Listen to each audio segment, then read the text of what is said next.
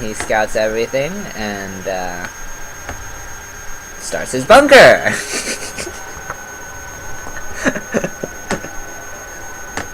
Go figure, right? It's like I've seen Maru play before or something. Oh dear. Anyways, here comes the Reaper, and it's going to start harassing these drones. It will cost Leenock a drone and some mining time so far. The SCV is done building, so it's going to join the harass and die. But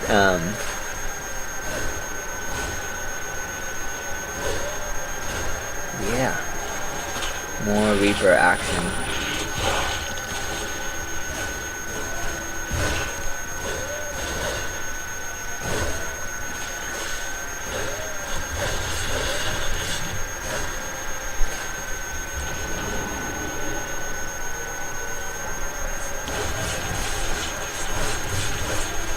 And with that queen out, that's going to spell an end to this bunker and Reaper harass, and it's time for Maru to transition. Behind this, he already has his CC on the high ground, and he will now start floating his barracks back home. So, I mean, I'd say all in all, it was pretty even. Maru forced out some early lings, and Leenock did not lose too much, so... And there's a transition behind this, so like, these three Reapers are going to continue to be... Well, okay. Now I say the game's in Leenock's favor slightly, because he was not supposed to lose those Reapers. Losing those Reapers for 2 drones, that's just not... I'm sorry, no. 2 drones is nice, but the threat of the Reapers is worth so much more. So these Lings, without the threat of the Reapers, are just going to come cross-map, and this means that Maru cannot take his natural at the moment. So his response is going to be to build a 3rd command center. Maru is crazy. Understandably so, because he's going to push these things away with Hellions, and that will give him map control for a good portion of the time. Therefore, he should be able to secure his 3rd by then. Yeah. This is just not common. And in some senses, by taking his 3rd so early, that gets around the problem of having to defend your natural, because you don't have to be mining off of your natural. You can just move your SCVs to your 3rd and pick up the natural if these rocks are being attacked, or vice versa, pick up your 3rd if the attack is coming that way, and evacuate your probes to your SCVs to the natural. Wow, I am a Protoss player. I call everything that looks like a worker a probe.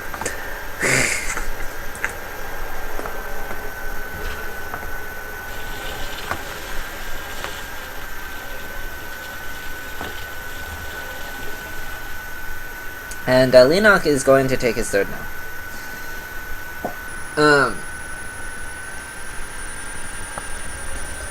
In a ZVT, the Zerg generally wants to take their expansion slightly before the Terran, but they're not necessarily going to be up a base.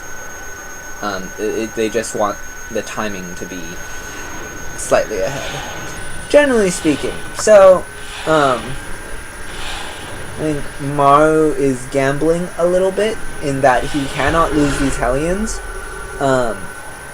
but he's getting ahead economically. So, as long as his Hellion control is good, he will be fine, and he will be ahead, as opposed to having not built that 3rd and just sitting at home and breaking the Lings first, with sort of a double pathway mentality. He's going to get himself ahead.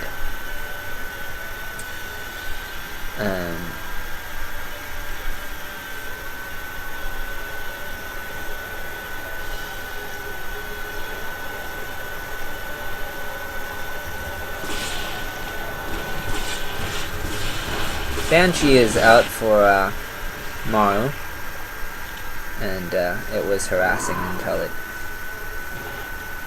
decided to fly away, I guess. Or did it die? I didn't see. I think it died. Mutas are out, that's probably what killed it. And they're going to harass these SCVs. I don't really know if killing is harassing. That's kind of a more extreme form of harassment, don't you think? That's strongly harassing. I think the criminal justice system views killing as a little more severe than harassment.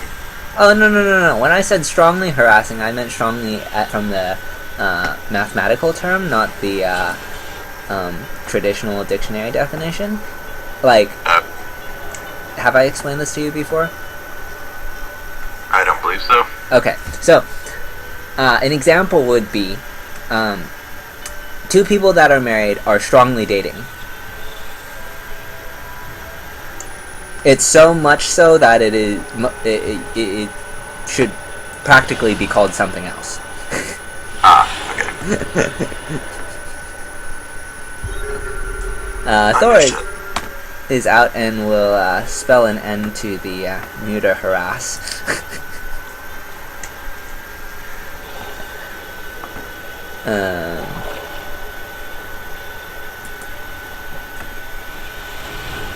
And there are some birdlings on this location over here, so I actually don't like this.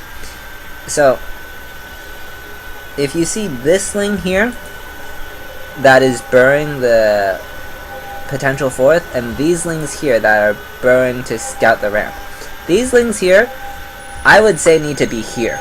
And the reason, so basically over to the right top more, because as they are by the gas, they're in the same scan radius as the ling that is burrowed. So when he lands his fourth to scout this, to land his, he's gonna scan this in order to clear this one. Lenok will also lose these three lings here that are scouting, that are burrowed here to see army movement and whatnot. Anyways, the little things.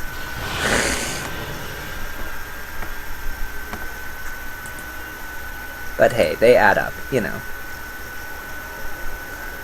This mech composition from Maru is starting to get scary. And Lenok is going to go up to... Wow, he's on 7 bases. I guess you can do that when you're facing a meching player. That is logical. Basically, the meching player is so immobile that, wow, he actually did not lose those. Oh man. It must have just been outside the scan radius. That's always nice, when you overanalyze one little thing and then it doesn't happen. I quit. You take over. Tell me, what are these mutas doing? Wrongly harassing medevacs.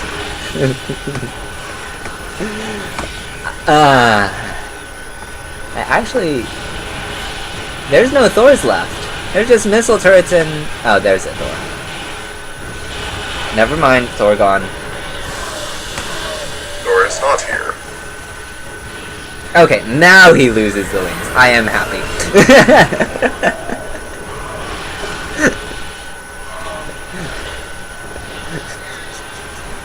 Casters are funny. They don't really care who wins or loses. They just want to be right.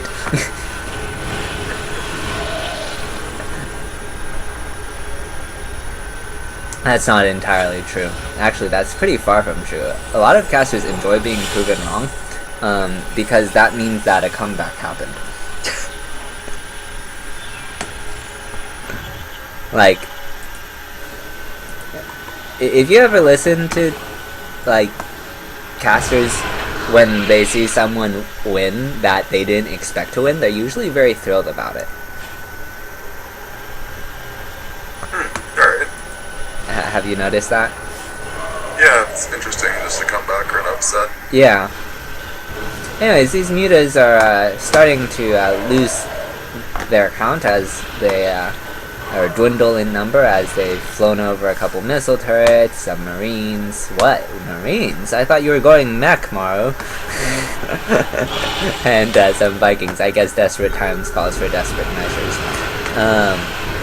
And with these marine mutas causing problems on the left side, Leonok is going to get a ton of lings to hit from the right. He is going to replenish this muta count as well as get some lings over here, and he's going to set up for a two-pronged attack. He's keeping his lings on the ramp over there until he breaks down these rocks so that he can synchronize his attack. And I think Maru is oh, that's nice. Okay, so what happened was Maru came to defend the rocks, and Leonok sent in banelings over here, since he knew that Maru's army wasn't over here. So it's not really a two-pronged attack that's synchronized per se. It's more like a twee and trois of some sort. I'm not exactly sure how to articulate it at the moment. But the mutas are gonna fly in over at the 4th and take out a couple siege tanks and some SCVs. And they're going to run away, and meanwhile, banelings are going to hit the 3rd. Wow, that is a lot of SCVs gone. And there's still 3 banelings. But Leonok is going to lose this base over here, which I mean is not the worst of problems. And yeah.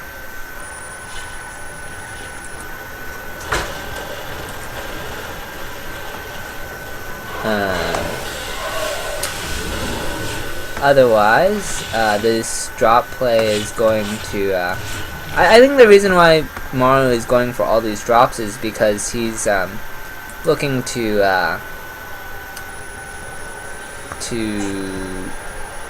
get the Zerg back at home. I think it's gotten to that.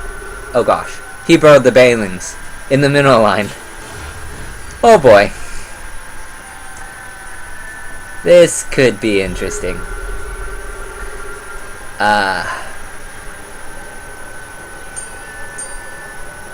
He could lose a lot of banelings.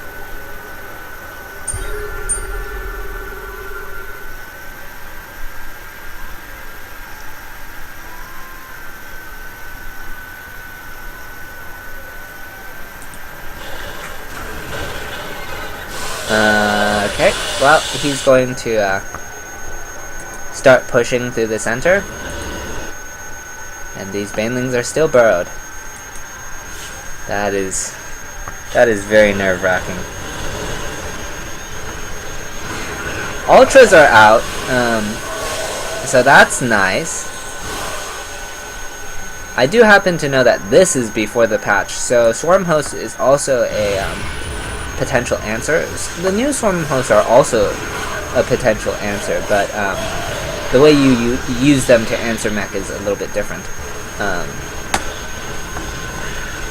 And Leonok is gonna lose another base. because it's very hard to stop